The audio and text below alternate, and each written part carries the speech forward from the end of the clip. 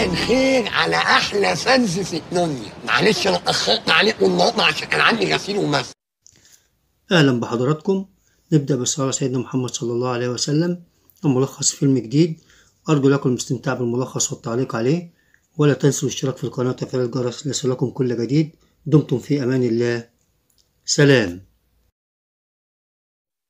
بيبدأ الفيلم باجتماع مهم جدا، ودخل الجرسون اللي احنا شايفينه ده فينسن اسمه فان دام، وقع الشمبانيا على الناس، وفجأة كده في ثانية بيطبطب على الراجل اللي قاعد ده الزعيم بتاعهم، وخد بعضه وخرج. الناس بتبص لقت الزعيم اتدبح من رقبته. مين اللي عمل كده؟ اكيد الجرسون اللي دخل دوت. قعدوا يجروا وراه وهو يجري وهم يجروا وراه، بالساطور خبطهم في دماغهم. برضه بيتابعوه مش عايزين يسيبوه، كل ما يقابل حد يضرب فيه ويقتل فيه لحد ما يخرج من هناك نفد بجلده. وده حبيبنا رولاند، ودي مراته تعبانة جدا ميتة إكلينيكيا وحالتها بالبلا الأزرق. هنعرف قصتها دلوقتي. هو قاعد حزين عليها، وفينسن هنا راح بيته حاطط حاجته في بيته موضبة بترتيب معين، وهنا باب سر بيخش للمكان ويفتح الخزنة ويحط فيها الألماس بتاعه. وهنا رئيس الشرطة بيقول لهم الراجل ده مات، واحنا لازم نقضي على رولاند اللي هربان مننا بقاله سنين، لان هو الوحيد اللي يقدر يخلص علينا كلنا في ثانية واحدة. هنا الواد ده قال لهم لازم نسمع كلام الرئيس قبل ما يخلص علينا، هو لازم نخلص مهمة رولاند ده ونخلص عليه لو هنضطر نطلع بولو من السجن.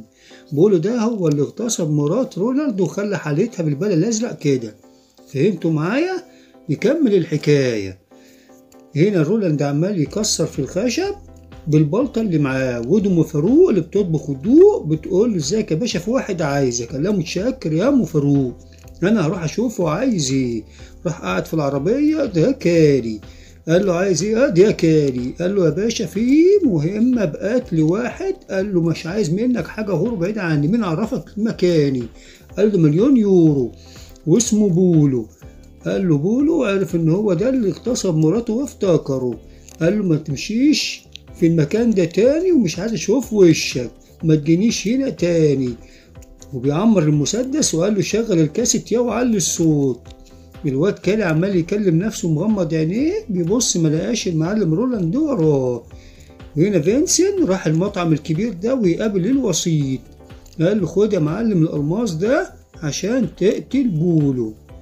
اتفقنا يا ريس؟ قال له اتفقنا. فينسن ده قاتل مأجور بيقتل اي حد بالفلوس، واداله صورة بولو وقال له اوكي.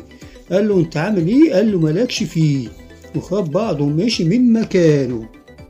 وده بولو خارج من السجن مجرم وقاتل، وخرجوه من السجن وبيسلم على افراد العصابة بتاعته. معلم فينسن عمال يمسك الكمانجة ويفتح خزنته ويعين كل شوية الألماس بتاعه. وهنا الواد رولاند بيحلم بمراته واللي حصل فيها كابوس يا جعاني كل شوية يشوفه. هنا اتصل بكالي قال انا موافق على قصة بولو ان انا اقتله، مش عايز فلوس. قال له في واحد تاني وكلنا للمهم، عامة انا اشوف انا هعمل ايه واكلمك تاني يا رولاند.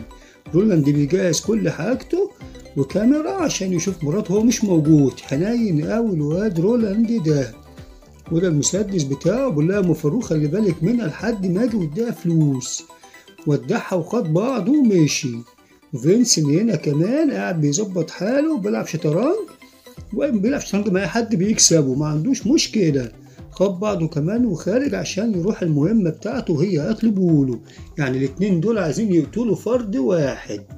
هنا المحكمة اللي هيخرج منها المعلم بولو وكلهم مستنيينه. رولاند معاه بندقية قنص وعايز يضربه بيها، هوب الزناك لقى ميكروباص عدى قدامه اتخبط. الواد فينسن طلع سهم جه في اخو الواد بولو قتله. هنا بقى هم مش عارفين اللي بيحصل، ضرب الميكروباص هرب بيه.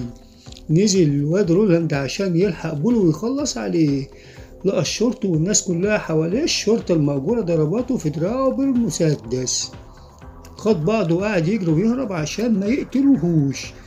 قابلوه من حتة تانية قعد يضرب فيهم ويطحن فيهم وخد بعضه وهرب. بولو هنا حزين المجرم على قتل اخوه، قال لهم مش هنسيب اللي عمل كده. وده الواد فينسن الجميل قاعد بيعزف في بيته ولا في دماغه اي حاجة، عايش حياته جدا. وجاره ماسك في البيت اللي معاه عمال يضرب فيها بالحزام. قال له يا ابني اسكت مفيش فايدة. قام جاي طلع له مديله علقة قال له ما اسمعش صوتك تاني، فهمت ياض؟ قال له حاضر. رولاند راح المكان اللي فيه بولو وقعد يضرب في رجالته ويطحن فيهم، ده كله عشان يوصل له يخلص عليه. واحد خارج خبطه، واحد اشبراي قضى عليه ودخل المخزن. في الوقت دوت جه واحد من وراه، طلع مين؟ طلع فينسن. قال له ابعد عن المهمة دي بتاعتي. مسكوا بعض، قعدوا يضربوا في بعض ويطحنوا في بعض طحن محترم. رولاند قال له انا مش عايز فلوس، انا عايز اقتله بس انتقم لمراتي. فضلوا يضربوا بعضيهم، هما الاتنين قوتهم واحدة. خد لك واحدة هات التانية، كده كده هوب هوب وخلصوا القصة، محدش ضرب التاني. وفي الآخر اتنين هيسمعوا بعض ويتحدثوا مع بعض لأنهم في قوة واحدة. قال له كفاية معلم بقى ضرب. قال له كفاية يا ريس، انت عايز ايه؟ قال له انا وانت ممكن نجتمع عشان نقتل الواد بولو ده، لأن هو مجرم عتيد الإجرام والواحد فينا مش هيقدر عليه لوحده. فكر في اللي بقوله لك. فينسن خد باله من الكلام وقال له اوكي اتفقنا. وهنا بيروح رولاند الواحد من رجالة الواد بولو اللي بيصنع له الأسلحة بتاعته، مسك السلاح الليزر ده ويهدده بيه. قال له قول لي على مكان بولو بدل ما اخلص عليك، وقعد يضرب حواليه النار. الواد خاف واترعب وحكى له وقال له فعلا مكانه في الحتة الفلانية. هنا فينسن جاي ضربه بالنار مخلص عليه. رونالد قال له قتلته ليه يا عم؟ انا كنت بفكر ان هو هيدلنا على مكان بولو. قال له معرفش، كنت قول لي الفكره دي، لازم نتواصل مع بعض افضل من كده. قال له خلاص هاخد السلاح ده معايا، وخده فعلا معاه. وهنا الواد بولو زعلان وحزين جدا. واحد دخل من رجالته قال له خد دي صورة اللي قتل اخوك، صورة فينسن. وهنا رونالد عمال يتابع مراته وحالته بالبلا الازرق، وراح لكالي. كالي قال له يا عم مش انت قلت فينسن يخلص المهمة دي؟ قال له لا انا مش هسيب بس بولو، انا هقتل بولو والشرطة كمان المأجورة، لانهم مش هيسيبوني وهيعوزوا فلوسهم مني، يعني كده كده يا انا اعيش يا هم يعيشوا. وده رئيس الشرطة راح للواد رونالد ورفع السلاح عليه وقال له انا هخليك تاكل قلب مراتك بايديك، استودعها ياض ودعها يا معفن. بيبص وراه ما لقاهوش. راح للشرطة تاني يوم قال لهم لازم نخلص على الواد ده بأي شكل، رونالد ده لازم يتقتل يا رجالة يا اما هقتلكوا انتوا الاتنين. هنا الواد بولو خد رجالته وراح للوسيط اللي كان قال لفينسن واداله فلوس عشان يقتل بولو اصلا.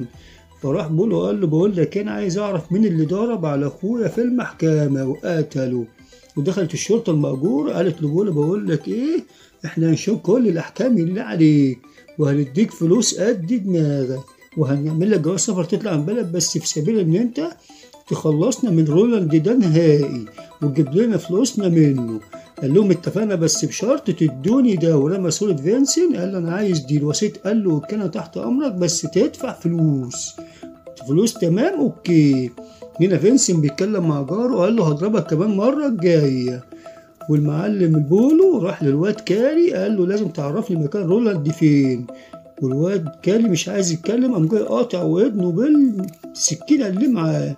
الوسيط قاعد مع فينسن قال له بقول لك ايه، سلمني رولاند دي وليك فلوس ضعف اللي احنا اتفقنا عليهم. المعلم فينسن دي بقى عشان الفلوس قال له اوكي، وهيخش هنا على الواد رولاند هنا بخطة لولبية لوزعية وهيخدعه. قال له بولو هيكون موجود في المحطة الساعة 9 الصبح، ده الوقت المناسب عشان نخلص عليه. بيبيعك يا شغته. هو كده باعه بالفلوس والألماظ اللي هو خده. اتفقنا يا ريس رولاند، اتفقنا يا فينسن. وهنا المعلم بولو قعد وسط رجالته قالوا له يا ريس بكرة نقدر نقبض على رولاند. وهنا فينسن بيجهز نفسه وقاعد في المحطة وماسك جورنال زي المخبرين، ورونالد واقف فوق. وهنا الواد بولو داخل برجالته. رونالد بيجيب السلاح عشان يضربه، بيبص لا رجالة هجمت عليه، قعدوا يضربوا فيه ويطحن فيهم ويضربوا في بعض. وهم الشرطة الفاسدة جت كهربته وقاموا جايين قابضين عليه. بيبص لفينسن هنا عارف ان هو اللي وقع بيه وغدر بيه، باعك يا شاطر بالرخيص. وهنا بولو قال له كان اعترف لي كمان بمكان مراتك، يعني هي في قبضة ايدي. انسى يا باشا انا هوريك المر. جاي يهجم عليه وجايين مكهربينه تاني واخدينه. وراح فينسن خد الماس بتاعه من الواد الوسيط الاسمراني، باع الدنيا كلها بالفلوس. قال له اوكي استنى خد في تليفون عشانك. رجع فينسن عشان يتكلم في التليفون. يا ترى مين اللي بيكلمه؟ طلع الواد بولو. قال له البت عندي، البت اكتوبر حبيبتك اللي في الشقه، انا عرفت طريقها وهي في ايدي، لو ما جيتليش عشان اخلص عليك انا هخلصك منها، ودي نقطه ضعفك. قال له ما عنديش نقطه ضعف، اعمل اللي انت عايزه. وقام جاي قافل السكه في وشه. الواد بولو اتنرفز، خبط الموبايل بتاعه كسر الازاز. هنا الواد الوسيط قال له انا قلت له ان انت مش سهل. قال له وانت بعتني. قال له يا عم ما تقفرش. قال له قفرت هخلص عليك دلوقتي حالا. وخد بعضه ومشي. وهنا الواد رولاند الشرطه ماسكاه عماله تعذب فيه، ويقولوا له يا ابني قول لنا فين الفلوس، احنا زهقنا منك، تعبنا من التعذيب. قال لهم انا صرفت الفلوس وما عنديش فلوس لحد، وفكوني بدل ما اقتلكوا كلكم. رجع الواد فينسن بيته، لقى السلحفاه دي مقلوبه عدلها، بيبص على السرير لقى البت دي مقتوله. البت دي اسمها اكتوبر حبيبته. زعل قوي من المنظر بتاعها البشع ده، وراح على الخزنه خد الالماس اللي فيها وخرج. راح فين تاني؟ راح للوسيط وقال له قول لي على مكان الواد رولاند دي فين. قال له ليه كده؟ قال له مالكش فيه. وادي الفلوس. قال له من امتى انت عندك مشاعر؟ قال له ما عنديش مشاعر، ما بقاش بني ادم، هتخلص ولا اخلص عليك؟ وهنا الشرطه ماسكه رولاند عماله تعذب فيه وما خلصتش تعذيب. يا ابني ودونا الفلوس. قال مفيش فلوس. قال له يا ابني علي الفولت عليه. جاي علي الفولت لقى واحد خبطه في ظهره والخناجر. قعدوا يبصوا يشوفوا مين اللي بيعمل الكلام ده، لقوا الرصاص فتح عليهم تك تك تك تك تك تك، خلص عليهم في ثانية. الواد فينسن عالمي. الواد ده بيقول له اطلع وازرس لقتله. رولاند قام جاي ماسكه برجليه عامل فيه شقلباز، وقام جاي قاتله مخلص نفسه. قال له بقى كده يا فينسن انت بعتني. قال له يا عم وديني خلصتك واحدة بواحدة، اوعى تزعل مني. خدوا كده تحت باطه وركبوا العربية. هم قاعدين مع بعضهم. قال له خلي بالك احنا معانا هنا في العربية ترسانة أسلحة. بيبص عليها كده قال له يا سلام. وهنا الواد بولو قاعد مع رئيس الشرطة بيرتب معاه ازاي هيقضي على رولاند. رولاند هنا بيتصل بأم فاروق عشان يطمن على مراته. خط التليفون قطع، معرفش يكمل المكالمة. هنا قلقان جدا جدا على مراته، والعربية دي فيها الواد بولو. وراحوا هناك لمرات الواد رولاند عشان يخلصوا عليها، وقتلوا السيدة أم فاروق اللي بتطبخ وتدوق. راح هنا رولاند وفينسن للمكان بتاع بولو عشان يخلصوا عليه، وعمالين يهدوا في الرجاله اللي واقفه عشان يشوفوا خطتهم هتمشي ازاي. لقى تليفون جايله بيقول له افتح يا باشا الكاميرا، شوف يا رولاند انا عندي مراتك وهخلص عليها فورا. فقام جاي مسلمين اسلحتهم واتقبض عليهم من العصابه.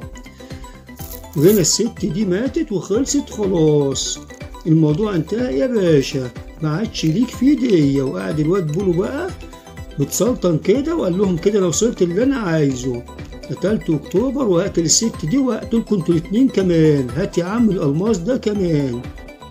رولاند قال لفينسن بعتني كده لتاني مرة، وقامت بينهم الخناقة. هوب الضرب اشتغل، لكن هي ده اتفاق كان بينهم هما الاتنين. والسلاح اللي كان واخده الواد رولاند من الراجل بتاع بولو ووجهه عليهم، عمال يضرب فيهم ويقتل فيهم كلهم. هنا العصابة بتتبادل النار مع رولاند وفينسن، لكن في النهاية الغلبة لمين؟ الغلبة رولاند وفينسن هيخلصوا عليهم خالص. قعدوا يقتلوا فيهم، وجاي فينسن يقتل الواد بولو. قال له لا خلاص هو ليك يا رولاند عشان تنتقم منه براحتك، هو ليك يا باشا، وسابه وماشي. جه المعلم رولاند قال له ادي اعتذر لها وتاسف. قال له لا. قال له طب السكينه اعتذر. قال له انا اسف يا باشا، وبص رجلك ورجلها كمان حقك عليا. قال له للاسف هي مش سامعاك، وقام جاي طعنه بالخنجر في ظهره مخلص عليه وانتقم منه من شره كله. الله يخرب بيتك.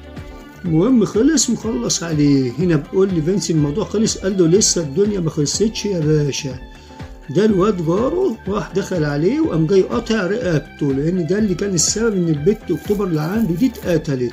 وراح رولاند قتل المعلم رئيس الشرطه وخلص عليه وانتقم منه، هو ساب مصايب كلها. وهنا رولاند بيكلم الدكتور عشان يروح يعالج مراته في امريكا ومعاه الفلوس تماما. وانتهى الفيلم. ارجو ان تكونوا قد استمتعتم بالملخص والتعليق عليه، ولا تنسوا الاشتراك في القناه وتفعيل الجرس ليصلكم كل جديد. دمتم في امان الله. باي يا بشر.